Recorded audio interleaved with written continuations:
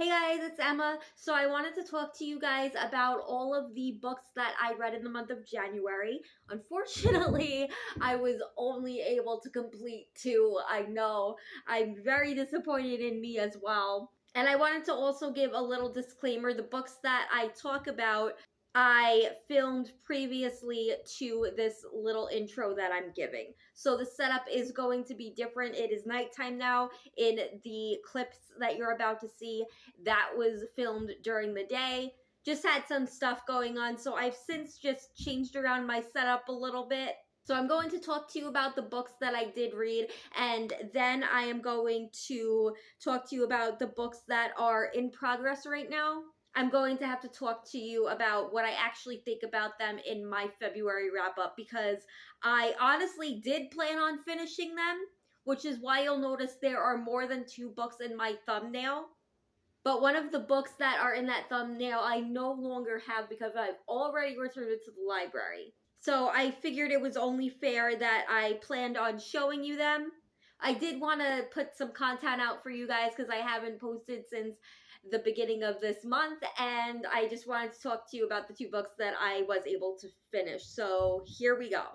The first book that I was able to finish is Sadie by Courtney Summers. This book is told in two different forms. We get some chapters that are told in the form of podcast episodes, and the other chapters that are sometimes alternating are told from Sadie's point of view.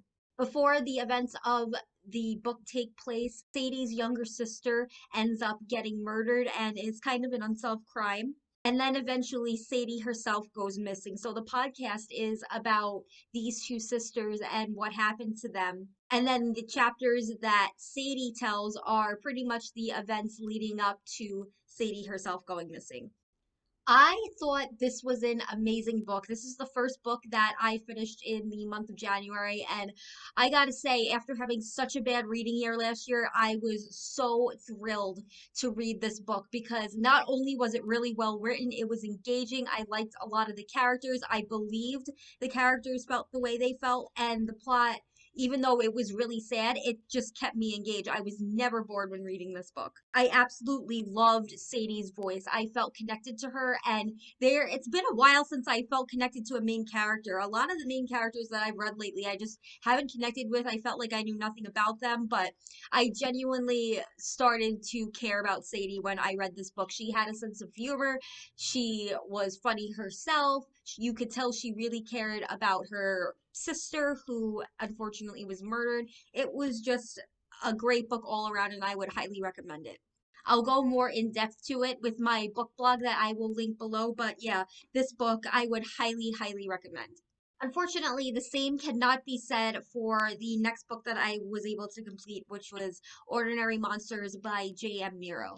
I had really high expectations for this book, mostly because I've heard people say so many good things about it.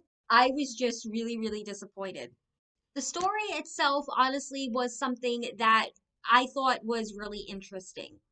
This book is about a group of children that are referred to as the Talons because each of them have a special ability. All of these children gather at a school called Carnindale, and it's pretty much a school where they're able to learn how to utilize these talents. At the beginning of the book, we're introduced to two of these talents named Charlie and Marlowe, and someone named Alice, who is a detective, and she is tasked with recruiting these two kids and bringing them to Carndale. So that's about what the first half of the book is pretty much about, is that journey. During that journey, though, there's someone by the name of Jacob, who's a man made of smoke, who is hunting these kids, especially in particular Marlowe. Then the second half of the book, it takes place at the school, and the kids are trying to kind of learn more about the secrets of the school and what's up with this guy named Jacob who is hunting these talents. Again, the story itself wasn't something that I really took issue with. There were points in the story where I was super engaged. One example of this in particular is when we are actually diving into Jacob Marber's history and how he got the way he did. I was super engaged during that part of the book. But in particular areas, like even kind of towards like the beginning, maybe going toward more towards the middle, I just wasn't really engaged at all. There were parts of the book that I feel like could be totally deleted out of the book because it added absolutely nothing. Unless maybe in further books these characters are going to pop up again, but if they did, I would be really surprised if that happened. There's just sometimes page after page of just description and thought processes that really don't amount to anything. I understand that descriptions are needed to set the scene, but sometimes areas and people and their appearance are just described over and over, and I just didn't feel like it was necessary. Another thing that kind of took me away from this book is the setting.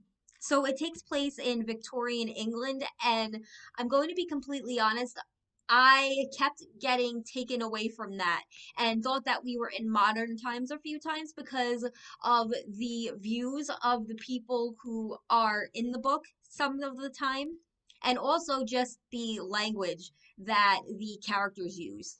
A character once said, "I'm out." It was really funny to read, but honestly, is that something that people in Victorian England would say? I don't know. That kind of sounds like more of a modern quip.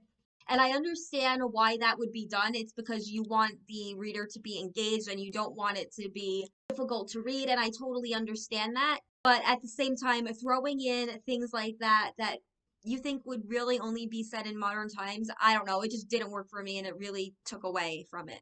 Another thing that kind of bothered me that kind of goes with the whole being taken out of what time period it's supposed to take place in is the views of some of the characters. I'm no expert by any means, but it really was a very progressive time period compared to other periods before it. But some of the views in it I feel like were too progressive, and I feel like that's because the author just didn't want to get a lot of backlash. For example, there's a scene where Alice is getting a tour of the school, and I forget the woman's name. I think her name was Mrs. Harrogate. I actually really liked her. She's a character that I actually liked. But yeah, anyway, so Mrs. Harrogate is showing Alice around, and she shows Alice, this is the smoking room for gentlemen only, and Alice just kind of snorts. Unfortunately, back during this time, there were smoking rooms that were men only. And while today we could like be super appalled at that, rightfully so, back then that really wasn't out of the norm. However, the snoring to me that Alice did kind of read to me as kind of like, oh my God, I can't believe that's actually a thing. When at the time it very much so was a thing. So that kind of struck me as a very modern view, in that Alice was acting so surprised that there's a space just for men. It just took me right out of the time period I was reading. And it's like, this reads like a book that would take place during modern times. I'm really sorry if that's an unpopular opinion. I just didn't believe that we were in Victorian England. I started this book at the end of November and just finished it in January. So that might say something, especially towards the end. It was honestly a chore for me to pick up the rest of the book, but I really wanted to finish it to say that I finished it because I had at that point read so much. It just felt like it would have been a total waste of time to have made it through this really chunky book and spent so much time reading it. That's the only reason why I finished it. And honestly, towards the end, I felt myself skimming and I still understood what was going on because the information that I was skimming over wasn't anything that was essential to the story at all. Really big disappointment. I really, really, really wanted to like this book. Alrighty, and now I'm going to talk to you about the two books that are in progress right now. I was hoping to have finished them by the end of January, but that realistically is not going to happen because tomorrow is the last day in January. The first book that we have here is A River Enchanted by Rebecca Ross. Again, I will go into my feelings on this book in the video for my February wrap up, but this book is pretty much about a bard by the name of Jack who returns to the island where he grew up. There have been some girls that have gone missing on this island, and it's said that bards are able to kind of communicate with the spirits through their music. So he has returned in order to see if he's able to learn about where these missing girls are from the spirits. That's not really the best summary, but that is the basic premise of this book. And then we have The Paris Apartment by Lucy Foley. This has shown up on several of my TBRs. I will link at least one of them up above. But yeah, finally got to it. I'm almost finished with it. I was hoping I would be finished with it by now, but I'm not. This book is a mystery thriller and it's told from several different perspectives.